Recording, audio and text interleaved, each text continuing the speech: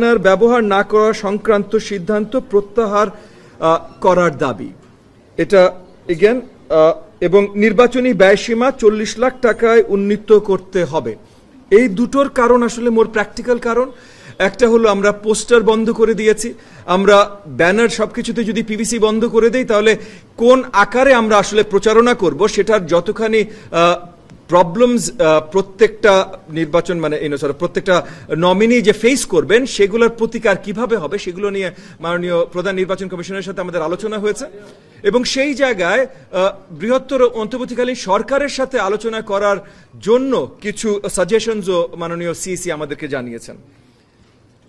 আর finally যে বড় ইস্যুটা ছিল হলো কোনটা, হ্যাঁ, প্রার্থীর অযোগ্যতা। সরকারের নির্বাহী আদেশে কার্যক্রম বা নিবন্ধন স্থগিত থাকা রাজনৈতিক সংগঠনের কেন্দ্রীয় জেলা উপজেলা পর্যায়ের কমিটির সদস্য এবং অঙ্গ সংগঠনের কেন্দ্রীয় কমিটির কোন সদস্যকে ত্রয়োদশ জাতীয় সংসদ নির্বাচনের জন্য অযোগ্য ঘোষণা করা, এইটা আমরা মাননীয় প্রধান নির্বাচন কমিশনারের নজরে আনতে চেষ্টা করেছি যে যেহেতু কয়েকটা রাজনৈতিক সংগঠনকে নিষিদ্ধ ঘোষণা করা হয়েছে তাহলে সেই রাজনৈতিক সংগঠনের কার্যকরী নেতৃত্বে যারা ছিলেন অফিশিয়াল কার্যকরী নেতৃত্বে যারা ছিলেন তারা যেন ওই সংগঠনের নাম লুকিয়ে নির্বাচনের পদ্ধতিতে সহজে আসতে না পারেন সেটার একটা ব্যবস্থা করা।